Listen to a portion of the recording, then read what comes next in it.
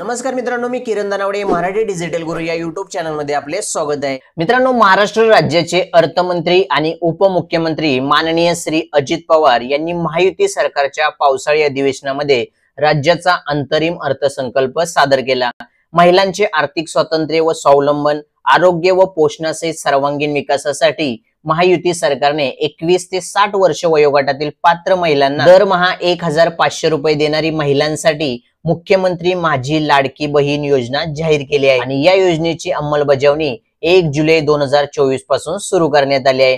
तर आजच्या या व्हिडिओमध्ये आपण मुख्यमंत्री माझी लाडकी बहीण योजना नक्की काय आहे, या योजनेसाठी कोणत्या महिला पात्र आहेत, म्हणजे या योजनेचा लाभ कोणत्या महिलांना मिळणार आहे, तसेच या योजनेचा लाभ घेण्यासाठी कोणत्या महिला अपात्र आहेत, म्हणजेच या योजनेचा लाभ कोणत्या महिलांना घेता येणार नाही, तसेच या योजनेचा लाभ घेण्यासाठी कोणती कागदपत्रे लागणार आहेत आणि या योजनेचा लाभ घेण्यासाठी अर्ज कोठे आणि कसा करायचा याची संपूर्ण सविस्तर माहिती या एकाच व्हिडिओमध्ये आपण पाहणार आहोत। त्यासाठी हा व्हिडिओ शेवटपर्यंत पूर्ण पहा। तर चला व्हिडिओ सुरू करूया।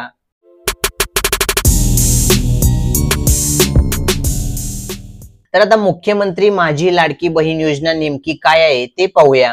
मध्य प्रदेशमध्ये माजी मुख्यमंत्री शिवराज सिंह चौहान यांनी मुख्यमंत्री लाडली बहना योजना लागू केली होती। या योजनेच्या माध्यमातून मध्य प्रदेशमधील गरीब महिलांना सरकारतर्फे दर महिना 1000 रुपयांची आर्थिक मदत केली जाते। या योजनेला मध्य प्रदेशमध्ये चांगलीच प्रसिद्धी मिळाली आहे।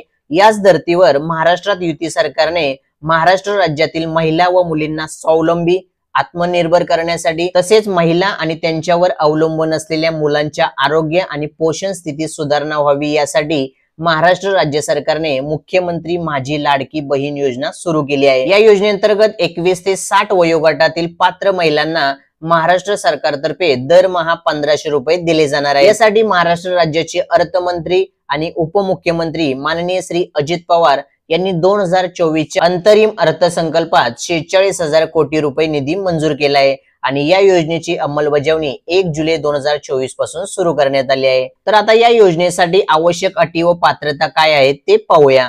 या योजनेचा लाभ घेण्यासाठी महिला महाराष्ट्र राज्याची मूळ रहिवासी असणे आवश्यक आहे। महाराष्ट्र राज्याची मूळ रहिवासी असलेली विवाहित महिला, विधवा महिला, घटस्फोटित आणि निराधार महिला या योजनेचा लाभ घेऊ शकतात। तसेच राज्यातील 21 ते 60 वर्ष वयोगटातील महिला या योजनेसाठी अर्ज करण्यास पात्र असतील। या योजनेचा लाभ घेण्यासाठी अर्ज करणाऱ्या लाभार्थी महिलेचे कोणत्याही अधिकृत बँकेत खाते असणे आवश्यक आहे आणि ते बँक खाते त्यांच्या आधारला लिंक असणे देखील गरजेचे आहे। तसेच अर्जदार महिलेच्या कुटुंबाचे वार्षिक उत्पन्न 2.5 लाख रुपयांपर्यंत असावे, म्हणजेच कुटुंबाचे वार्षिक उत्पन्न 2.5 लाखापेक्षा जास्त नसावे। तर या योजनेचा लाभ घेण्यासाठी कोणत्या महिला पात्र आहेत आता ते पाहूया। ज्यांच्या कुटुंबाचे एकत्रित वार्षिक उत्पन्न 2.5 लाख रुपयांपेक्षा अधिक आहे, ज्यांच्या कुटुंबातील सदस्य आयकरदाता म्हणजे इन्कम टॅक्स भरणार आहे, सदर लाभार्थी महिलेने शासनाच्या इतर विभागामार्फत राबवण्यात येणाऱ्या आर्थिक योजनेद्वारे 1500 रुपयांपेक्षा जास्त लाभ घेतला असेल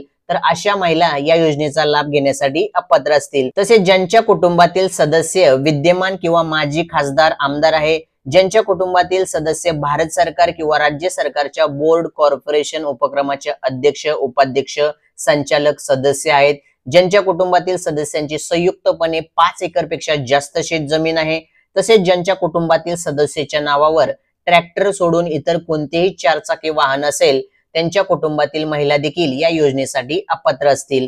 तसेच अर्ज करणारी महिला किंवा तिच्या कुटुंबातील कोणताही सदस्य सरकारी नोकरीत असल्यास अशा कुटुंबातील महिला या योजनेचा लाभ घेण्यास अपात्र असतील। ज्या महिला योजनेचा लाभ घेण्यास पात्र असतील त्या अर्जदार महिलेकडे काही आवश्यक कागदपत्र असणे गरजेचे आहे।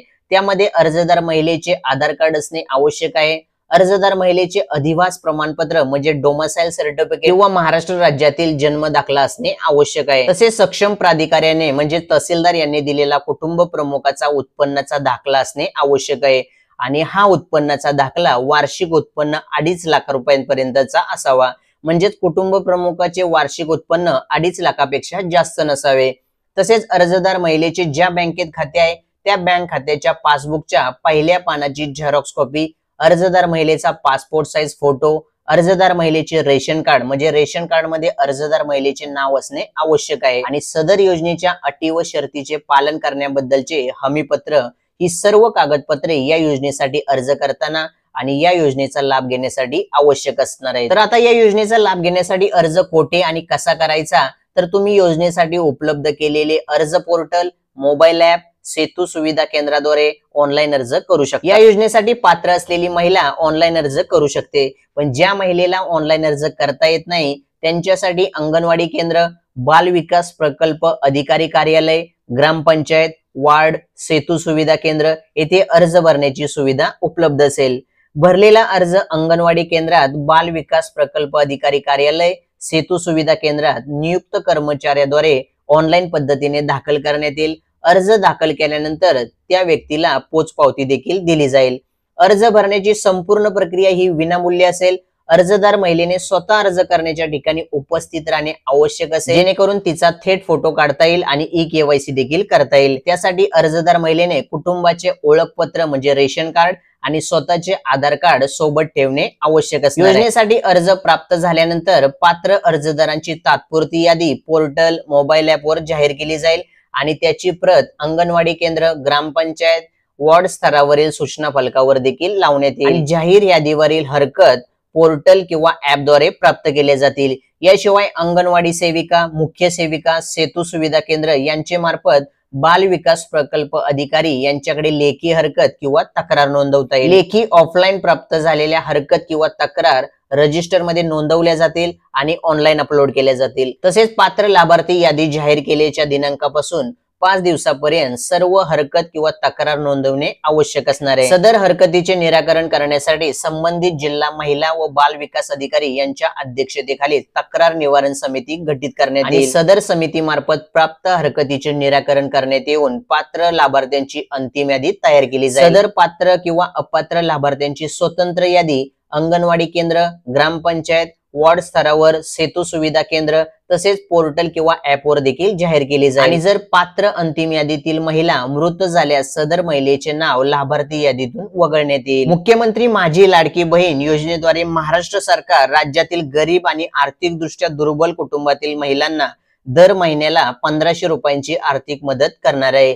या योजनेअंतर्गत पात्र महिलेला तिच्या स्वतःच्या आधार लिंक केलेल्या नोंदणीकृत बँक खात्यात थेट लाभ हस्तांतरण म्हणजे डायरेक्ट बेनिफिट ट्रान्सफर डीबीटी पद्धतीने दरमहा जिल्हा महिला व बाल विकास अधिकारी कार्यालयामार्फत रक्कम जमा केली जाईल। 1 जुलै 2024 पासून अर्ज प्राप्त करण्यास सुरू होईल। अर्ज प्राप्त करण्याचा शेवटचा दिवस 15 जुलै 2024 असणार आहे। तात्पुरती यादी प्रकाशन दिनांक 16 जुलै 2024। तसेच तात्पुरत्या यादीवरील तक्रार किंवा हरकती प्राप्त करण्याचा कालावधी आहे 21 जुलै 2024 ते 30 जुलै 2024 आणि अंतिम यादी प्रकाशन दिनांक आहे 1 ऑगस्ट 2024। तसेच लाभार्थ्याचे बँकेमध्ये ई-केवायसी करणे 10 ऑगस्ट 2024 आणि लाभार्थी निधी हस्तांतरण 14 ऑगस्ट 2024। त्यानंतरच्या महिन्यात देय दिनांक प्रत्येक महिन्याच्या 15 तारखेपर्यंत।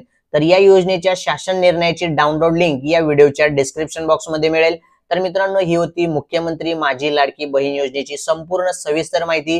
व्हिडिओ आवडला असेल तर व्हिडिओला लाईक करा, जास्तीत जास्त लोकांना शेअर करा आणि असेच नवनवीन माहितीपूर्ण व्हिडिओ पाहण्यासाठी चॅनलला सबस्क्राईब करायला विसरू नका। धन्यवाद।